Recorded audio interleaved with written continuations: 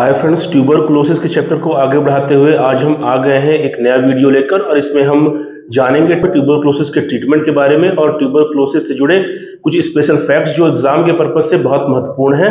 अब हम जानते हैं टीबी के ट्रीटमेंट के बारे में। तो सबसे पहले हम जानते हैं टीबी की वैक्सीन के बारे में। टीबी की वैक्सीन को कहते हैं बीसीजी वैक्सीन। बीसीजी का फुल फॉर्म होता है बेसिलस कॉलमेट ग्वेरिन। सबको याद होना चाहिए, टीबी की जो वैक्सीन है वो बीसीजी होती है और इसका फुल फॉर्म होता है बेसिलस कॉलमेट ग्वेरिन। कब दी जाती है? व्हेन टू गिव, कब लगाना है? एट बर्थ और as early as possible till 1 year of age, यानी बर्थ पे लगाना है। जो पहला टीका होता है जनरली वो हेपेटाइटिस बी का लगाया जाता है और दूसरा टीका जो है वो बीसीजी के रूप में लगता है। तो at birth, as soon as possible, as soon as possible at birth, या किसी भी कारण से नहीं लग पाया है तो एनी हाउ 1 साल के पहले इसको लगवाना ही है टीबी से बचाव के लिए। आगे देखते हैं रूट। इसको लगाने की रूट क्या है? इंट्राडर्मल। लगाने की रूट क्या है? इंट्राडर्मल। इंट्राडर्मली ये लगता है 10 से 15 डिग्री का एंगल बना के। कहाँ लगता है? ध्यान देंगे कहाँ लगता है? Left upper arm. कहाँ लगता है? लेफ्ट अपर आर्म में। मोनटॉक्स टेस्ट भी मैंने आपको बताया था, वो भी लगता है लेफ्ट आर्म में, फ्लेक्सर सरफेस पे, कलाई और कोहनी के बीच में। ठीक है, ये लगता है इंट्राडर्मल लेफ्ट अपर आर्म पे। क्वांटिटी कितनी होती है ये भी देखेंगे। क्वांटिटी होती है 0.05 ml टू 0.1 ml। 0.05 ml कब देना है? जब हम बर्थ के तुरंत बाद बीसीजी लगाते हैं तब। और 0.1 ml तब देना है जब किसी भी वजह से बीसीजी की वैक्सीन नहीं लग पाती है, तब जब बच्चा कुछ बड़ा हो जाता है या 1 साल के पहले उसको लगाते हैं तब हम उसके अमाउंट थोड़ा सा बढ़ा देते हैं, वो 0.1 ml हो जाता है। तो प्राइमरी शुरुआत में हमें 0.05 ml ही लगाना है, पर अगर किसी वजह से नहीं लग पाता तो बाद में 0.1 ml लगाया जाता है। इन चीजों को हम ध्यान रखेंगे, इंट्राडर्मली लेफ्ट अपर आर्म और 0.05 या 0.1 ml। अब देखते हैं नॉट गिवन टू, किसे नहीं देना है, किसे नहीं देना है और बिल्कुल नहीं देना है। जनरली लाइफ टाइम ये सिर्फ एक ही बार लगता है, जिंदगी में सिर्फ एक बार इसका इस्तेमाल होता है। प्रेगनेंसी में बिल्कुल नहीं देना है, गलती से भी। ऑलरेडी वैक्सीनेटेड, जिसे पहले लग चुकी है, गलती से भी नहीं लगाना है। हिस्ट्री ऑफ टीबी और एक्टिव टीबी, ऐसा व्यक्ति जिसे वैक्सीन नहीं लगी है लेकिन उसको पहले टीबी हो चुका है या अब टीबी हो गया है, बीसीजी बिल्कुल नहीं लगाना है। और एनाफाइलेक्सिस, जो जिन्हें ड्रग की एलर्जी होती है, एनाफाइलेक्टिक शॉक में जाते हैं, किसी भी दवाई को खाने से एलर्जी क्रिएट होती है, उन्हें बिल्कुल नहीं लगाना है। और वीक इम्यूनिटी, ऐसे लोग जिनकी इम्यूनिटी, जिनकी प्रतिरोधक क्षमता कमजोर होती है, बीसीजी की वैक्सीन उन्हें बिल्कुल नहीं लगाना है। तो बीसीजी की वैक्सीन के बारे में कुछ महत्वपूर्ण चीजें मैंने बताई हैं, वो आपको सटीकता से ध्यान रखना है। तो आइए हम जानते हैं एक्टिव टीबी ट्रीटमेंट के बारे में। तो सबसे पहले ये जान लेते हैं कि ट्रीटमेंट में टीबी की दवाइयों को मोटे मोटे तौर पे 3 भागों में बांटा गया है। पहला है फर्स्ट लाइन ट्यूबरकुलर ड्रग्स, दूसरा है सेकंड लाइन ट्यूबरकुलर ड्रग्स और तीसरा है थर्ड लाइन ट्यूबरकुलर ड्रग्स। और कंडीशन के अकॉर्डिंग इन तीनों स्केल्स को दिया जाता है पेशेंट को। अभी चूंकि फार्मेकोलॉजी का विषय नहीं है, सिर्फ ट्यूबरकुलोसिस के ट्रीटमेंट के बारे में बताना है, इसलिए मैं सिर्फ ड्रग्स के बारे में बताऊंगा, इसलिए आप कंफ्यूज ना हो। तो फर्स्ट लाइन ट्यूबरकुलर ड्रग्स जो होती हैं वो होती हैं रिफाम्पिसिन, आइसोनियाजाइड, पायराजिनामाइड, इथेम्बुटॉल, और एक ड्रग होती है स्ट्रेप्टोमाइसिन जो कि इंजेक्शन के फॉर्म में दी जाती है। तो ये फर्स्ट लाइन ट्यूबरकुलर ड्रग्स होती हैं। अब हम जानते हैं लेटेंट टीबी की दवाइयों के बारे में। तो लेटेंट टीबी यानी टीबी की जो शुरुआती स्टेज होती है, तो लेटेंट टीबी में हमें आइसोनियाजाइड और रिफाम्पिसिन या बोथ, आइसोनियाजाइड, रिफाम्पिसिन या बोथ, दोनों डिपेंड करता है मरीज के वेट पे, मरीज की एज पे, कि इनकी मात्रा कितनी देनी है। पर देना कौन कौन सी है? आइसोनियाजाइड और रिफाम्पिसिन, यानी isoniazid and rifampicin, I and R, अलग अलग या साथ में, या कोई एक या दोनों, लेटेंट टीबी के केस में इस्तेमाल की जाती हैं। और इनका कोर्स होता है 3 से 9 महीने का। ध्यान देंगे, इनका कोर्स होता है 3 से 9 महीने का। लेटेंट टीबी की स्टेज में जिसमें सिम्टम्स नहीं आते, वहां बैक्टीरिया को क्योर करने के लिए आइसोनियाजाइड और रिफाम्पिसिन का इस्तेमाल किया जाता है। अब देखते हैं एक्टिव टीबी के केस में। एक्टिव टीबी के केस में कॉम्बिनेशन ड्रग इस्तेमाल की जाती है, combination of rifampicin, isoniazid, pyrazinamide और इथेम्बुटॉल। ध्यान देंगे एक्टिव टीबी के केस में 4 drug combination rifampicin, isoniazid, pyrazinamide और इथम्बुटॉल का इस्तेमाल किया जाता है। एक्टिव टीबी के केस में 6 मंथ शेड्यूल 2010 में लॉन्च हुआ था, जिसमें 6 महीने का ट्रीटमेंट जो है वो फर्स्ट लाइन ड्रग्स का एक कॉम्बिनेशन बना के दिया जाता है। आजकल गवर्नमेंट गाइडलाइंस के हिसाब से इसे अप्लाई नहीं किया जाता, लेकिन प्राइवेट प्रैक्टिस करने वाले इसे ही अप्लाई करते हैं। तो इसमें फर्स्ट 2 मंथ यानी पहले 2 महीने में रिफाम्पिसिन, आइसोजियानाइड, पायराजिनामाइड और इथम्बुटॉल ध्यान देंगे। फर्स्ट 2 मंथ यानी एक्टिव टीबी डायग्नोस होने के बाद पहले 2 महीने रिफाम्पिसिन, आइसोनियाजाइड, पायराजिनामाइड और इथम्बुटॉल का कॉम्बिनेशन दिया जाता है शुरुआत के 2 महीने। इनकी डोज डिपेंड करती है मरीज के वेट पे, मरीज की एज पे, मरीज की कंडीशन पे कि किस ड्रग का कितना पावर हमें मरीज को देना है। यूज किया जाता है शुरुआत के 2 महीने। उसके बाद जो बचे 4 महीने हैं उसमें रिफाम्पिसिन और आइसोनियाजाइड यानी आर्सिनेक्स करके एक गोली आती है जिसका बहुत चलन है, तो लास्ट के फिर 4 महीने आर्सिनेक्स की गोली जो है वो दी जाती है। ये है 6 मंथ शेड्यूल ट्यूबरक्लोसिस के लिए, जो कि एक्टिव केस में दी जाती है। जैसा कि आप देख पा रहे हैं, मैंने लिखा है रिफाम्पिसिन और आइसोनियाजाइड फॉर नेक्स्ट 4 मंथ। इस तरह मिला के 6 महीने जो है वो टीबी के दवाइयों के पूरे होते हैं। इसके बाद अब हम देखते हैं एक बहुत महत्वपूर्ण चीज जिसे बोलते हैं डॉट्स। डॉट्स का मतलब होता है direct observed treatment short course. ध्यान देंगे, डॉट्स का मतलब होता है डी से आता है डायरेक्टली, ओ से आता है ऑब्जर्व्ड, ध्यान देंगे, टी से आता है ट्रीटमेंट और एस से आता है शॉर्ट कोर्स। ये क्वेश्चन बहुत सारे एग्जाम्स में रखा मिलता है, आपको याद होना चाहिए। डॉट्स ट्रीटमेंट किसके लिए है? ट्यूबरक्लोसिस के लिए है। फुल फॉर्म है directly observe treatment short course, जिसे शॉर्ट में टीबी डॉट्स भी कहते हैं। टीबी डॉट्स के जो ट्रीटमेंट शेड्यूल है वो सामान्यतः 2 तरह का होता है। पहला होता है रेड स्ट्रिप और दूसरा होता है ग्रीन स्ट्रिप। इसकी जो दवाइयां मिलती हैं वो 2 तरह की होती हैं, एक लाल स्ट्रिप वाली दवाई और एक हरे स्ट्रिप वाली दवाई। लाल स्ट्रिप की दवाई जो है वो इंटेंसिव फेज में दी जाती है, ग्रीन स्ट्रिप वाली जो दवाई है वो कंटिन्यूअस फेज में दी जाती है। ध्यान रखेंगे, लाल स्ट्रिप वाली दवाई जो है वो इंटेंसिव फेज में यानी शुरुआती स्टेज में दी जाती है, शुरुआत के 1 महीने लगभग वो खिलाई जाती है। और जो ग्रीन स्ट्रिप होती है वो कंटिन्यूअस फेज की दवाई है, यानी फिर वो 4 महीने, 5 महीने, 6 महीने, जनरली डॉट्स ट्रीटमेंट 6 से 8 महीने चलता है। तो रेड स्ट्रिप 1 से 2 महीने और 4 से 5 महीने जो है वो फिर ग्रीन स्ट्रिप खिलाई जाती है। डिपेंड करता है मरीज की स्थिति पे कि वो उसका वेट कैसे गेन हो रहा है, उसको आराम हो रहा है कि नहीं हो रहा है। इन चीजों पे ये चीजें डिपेंड करती हैं कि ट्रीटमेंट को हमें 6 महीने देना है, 8 महीने देना है, या इंटेंसिव और कंटिन्यूअस फेज को कितना कितना टाइम देना है। तो intensive phase red strip, continuous phase green strip, ध्यान रखना है। अब इंटेंसिव फेज को शेड्यूल 13 कहा जाता है, ध्यान रखेंगे। इंटेंसिव फेज यानी रेड स्ट्रिप शेड्यूल 13 पे काम करती है, ग्रीन स्ट्रिप यानी कंटिन्यूअस फेज शेड्यूल 14 पे काम करती है। शेड्यूल 13 में ड्रग्स कौन कौन सी हैं? रिफाम्पिसिन, आइसोनियाजाइड, पायराजिनामाइड और इथम्बुटॉल। जैसा कि मैंने आपको पहले बताया था, 4 ड्रग कॉम्बिनेशन जो है वो टीबी की शुरुआती फेज में देते हैं, जो कि 6 मंथ शेड्यूल था। तो इसी तरह इसमें भी ध्यान रखेंगे, RHZE फॉर्मूला, R से रिफाम्पिसिन, H से आइसोनियाजाइड, Z से पायराजिनामाइड और E से इथम्बुटॉल। अब एक और महत्वपूर्ण चीज, रिफाम्पिसिन 150 mg होता है, आइसोनियाजाइड 75 mg होता है, पायराजिनामाइड 400 mg होता है और इथम्बुटॉल 275 mg होता है। इसी तरह अगर हम बात करें ग्रीन स्ट्रिप की, तो शेड्यूल 14 के अंतर्गत उसे डिसाइड किया जाता है। इसमें 3 ड्रग कॉम्बिनेशन होता है, रेड में 4 ड्रग कॉम्बिनेशन, फार्मूला याद रखेंगे RHZE।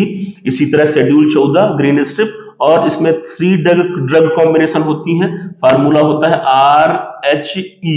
इससे Z को बाहर कर दिया गया है। तो R से रिफाम्पिसिन, H से आइसोनियाजाइड और E से इथम्बुटॉल, और Z को बाहर कर दिया गया यानी पायराजिनामाइड को बाहर कर दिया गया, जिसकी स्ट्रेंथ 400 mg थी। बाकी स्ट्रेंथ सेम रहेंगी, बाकी स्ट्रेंथ रिफाम्पिसिन इसमें भी 150, रिफाम्पिसिन इसमें भी 150, आइसोनियाजाइड 75, इथम्बुटॉल 275, इथम्बुटॉल 275, यानी पायराजिनामाइड को कंटिन्यूअस फेज से हटा दिया जाता है और उसकी मात्रा होती है 400 mg। तो ये फार्मूला हमें याद रखना है, और ये भी याद रखना है कि कंटिन्यूअस फेज और इंटेंसिव फेज से किस ड्रग को निकाला जाता है। इसके बाद आगे हम देखते हैं एमडीआर टीबी के बारे में। एमडीआर टीबी यानी multi drug resistant tuberculosis. Multi drug resistant tuberculosis यानी ऐसी टीबी जिसमें से टीबी की बहुत सारी दवाइयां जो हैं वो रेजिस्टेंट हो जाती हैं, वो काम नहीं करती। ये कंडीशन कब बनती है?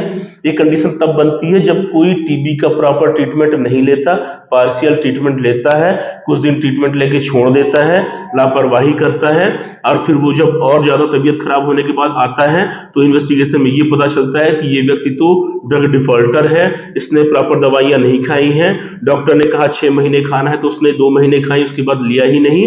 तो ऐसे व्यक्तियों को ट्रीट करना बहुत कठिन होता है। वो व्यक्ति कहलाते हैं एमडीआर टीबी पेशेंट यानी multi drug resistant tuberculosis patient, जिन्हें ड्रग डिफॉल्टर भी मेडिकल लैंग्वेज में कहा जाता है। अब इसमें होता क्या है? इसमें होता यह है कि resistant of at least 2 first line ATT. First line की जो हमारी 5 एटीटी हैं, इसमें से एटलीस्ट 2 एटीटी जो है वो पूरी तरह से रेजिस्टेंट हो जाती हैं, तो हमें उसमें सेकंड लाइन एटीटी पे जाना पड़ता है। सेकंड लाइन एटीटी पे जब हम जाते हैं तो कुछ फर्स्ट लाइन की ड्रग्स और कुछ सेकंड लाइन की ड्रग को लेके हमें एक लॉन्ग ट्रीटमेंट देना पड़ता है, तो जिसकी अवधि कई बार लगभग 18 से 24 महीने तक चली जाती है।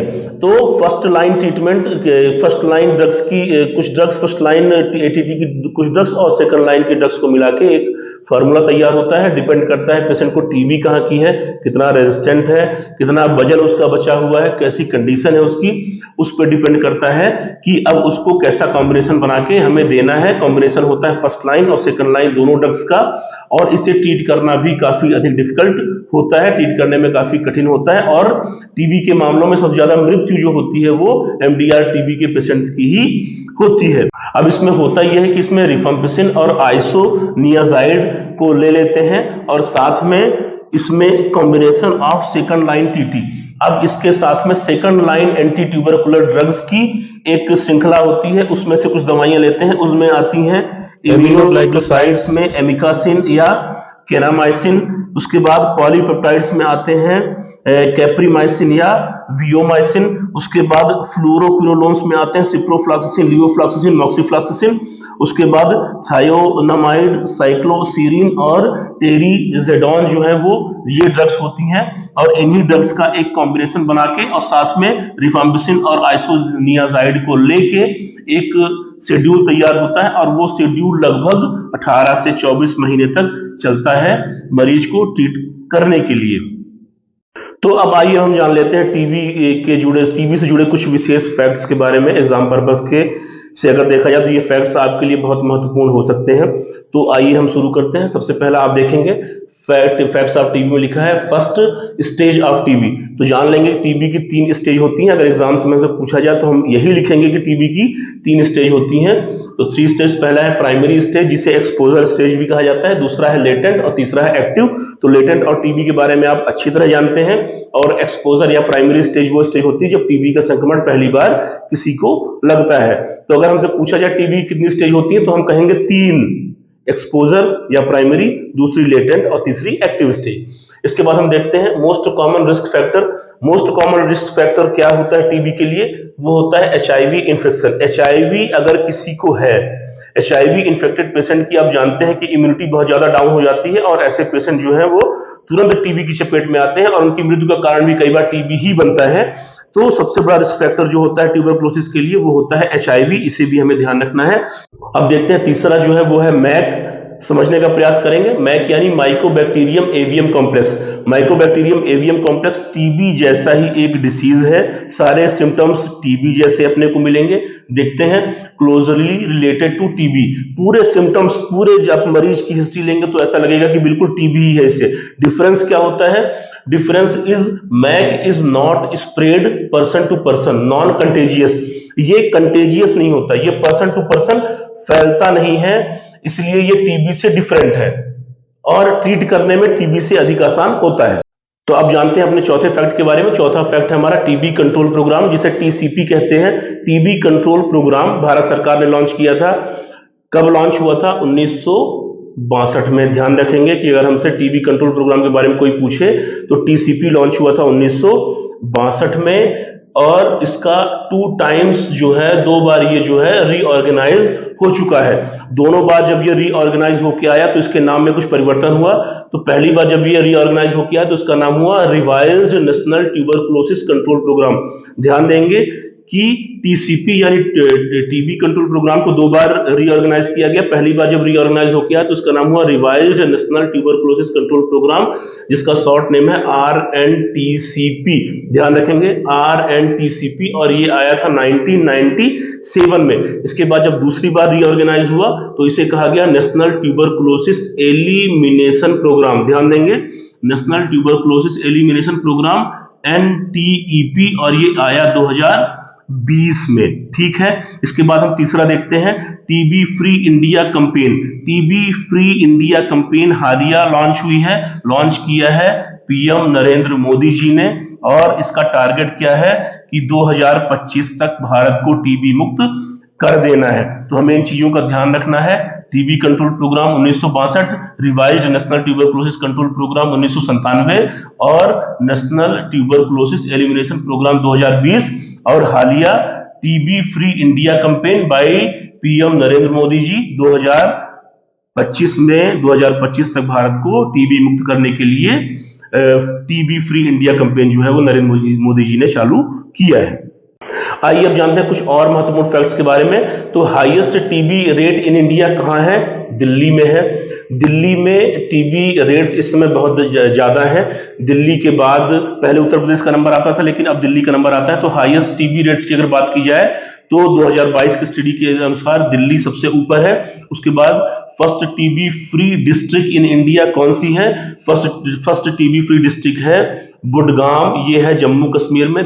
याद रखेंगे, बुडगाम हिंदुस्तान की पहली टीबी फ्री डिस्ट्रिक्ट है और पड़ती है कहां? जम्मू कश्मीर में। इसके बाद देखेंगे Jammu and Kashmir and Karnataka one TB free award 2023 में जम्मू कश्मीर और कर्नाटका को टीबी फ्री अवार्ड से नवाजा गया है। हालांकि ये पूरी तरह टीबी फ्री नहीं है, लेकिन यहाँ के कई इलाके जो है अपने आप को टीबी फ्री घोषित कर रहे हैं धीरे धीरे। इसी पहल में जो बुडगाम है जम्मू कश्मीर का, उसे TB free first TB free district का जो है खिताब मिला है, पहला टीबी फ्री डिस्ट्रिक्ट है। इसे हमें ध्यान रखना है जीके के पर्पज से भी। उसके बाद rank of India in TB, rank of India in TB कहां? भारत की दुनिया में टीबी के मामलों में कौन सी रैंक है? और वो रैंक है पहली। हिंदुस्तान टीबी के मामलों में पूरी दुनिया में नंबर 1 पर है। 28% केसेस जो है पूरी दुनिया के टीबी के वो हिंदुस्तान में है, और उसका जो मार्किंग है वो 188 है पर 1 लाख, यानी 1 लाख की आबादी में 188 व्यक्ति जो है वो टीबी से संक्रमित हिंदुस्तान के अंदर है। इसके बाद फिर इंडोनेशिया का नंबर आता है, उसके बाद फिर कुछ और कंट्रीज आती हैं। तो वहां पे 1 लाख के रेशियो में मरीजों की संख्या ज्यादा है, परंतु वहां की आबादी कम है, इसलिए कुल आबादी में भारत सबको पीछे छोड़ते हुए टीबी के मामलों में पूरी दुनिया में नंबर 1 पर है। उसके बाद हम देखते हैं world tuberculosis day. World tuberculosis day कब मनाया जाता है? कभी नहीं भूलना है, 24 मार्च को। 24 मार्च जो है वो वर्ल्ड ट्यूबरकुलोसिस डे के रूप में मनाया जाता है, क्योंकि इसी दिन 1882 में रॉबर्ट कोच ने टीबी के बैक्टीरिया की खोज की थी, और उसके बाद उन्हें इसके लिए नोबेल प्राइज भी मिला था। तो ये इंपॉर्टेंट फैक्ट्स हैं जो हमें ध्यान रखना है। आपको कुछ फैक्ट्स मिलते हैं, आप उन्हें नोट कर लें, उन्हें याद रखें, क्योंकि जीके पर्पस से भी चीजें बहुत महत्वपूर्ण होती हैं। तो अब हम मिलते हैं अगले वीडियो में एक नए टॉपिक के साथ में। साथ ही साथ मैंने आपको बताया था कि पैरेलली हम अब एमपी जीके भी लेके चलेंगे। तो एमपी जीके या कोई नई डिसीज, दोनों में से कुछ भी हम लेके बहुत जल्द आपके सामने हाजिर होंगे। तब तक आप पढ़ते रहिए। नमस्कार।